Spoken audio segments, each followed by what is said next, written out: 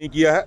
जैसे बड़े दिनों से एक चर्चा चल रही थी कि डेली वेजर को मिनिमम वेजेस एक्ट दिया जा रहा है, जिसमें 18,000, 20,000, 21,000 वेजेस डेली वेजर को मिलेगी। वो स्टेट से बदल के यूटी बनाया है, तो दिल्ली यूटी के पैटर्न पर जम्मू कश्मीर के डेली वेजर को कम से कम 18,000 मिनिमम वेजेस एक्ट यूटी का मिलना चाहिए।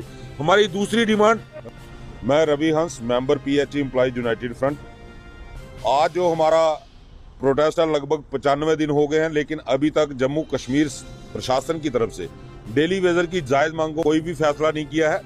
जैसे बड़े दिनों से एक चर्चा चल रही थी कि डेली वेजर को मिनिमम वेजेस एक्ट दिया जा रहा है, जिसमें 18,000, 20,000, 21,000 वेजेस डेली वेजर को मिलेगी।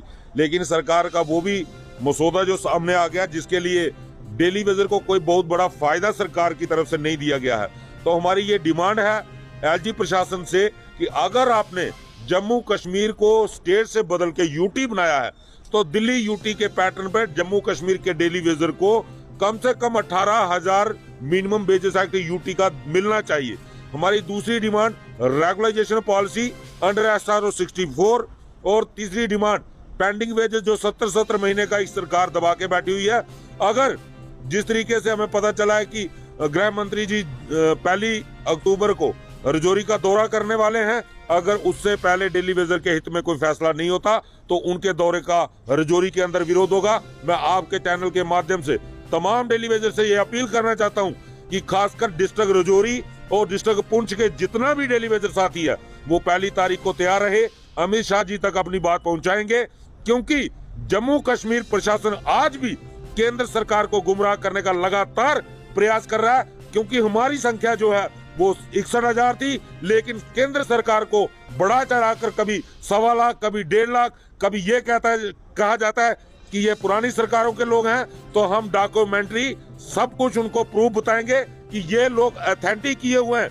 तो उस समय की सरकारों ने, उस समय के चीफ सेक्रेटरी ने, उस समय के एडमिनिस्ट्रेटिव सेक्रेटरी ने, सबने ये लिख के दिया हुआ है कि ये जेन्युइन लोग हैं।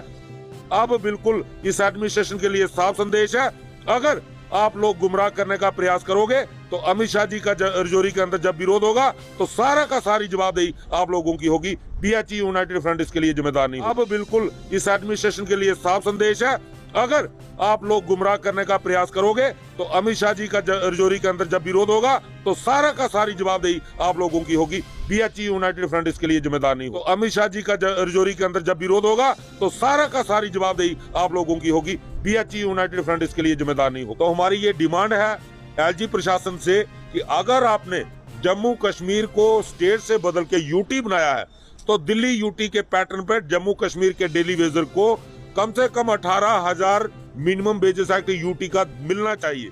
हमारी दूसरी डिमांड रेगुलाइजेशन पॉलिसी।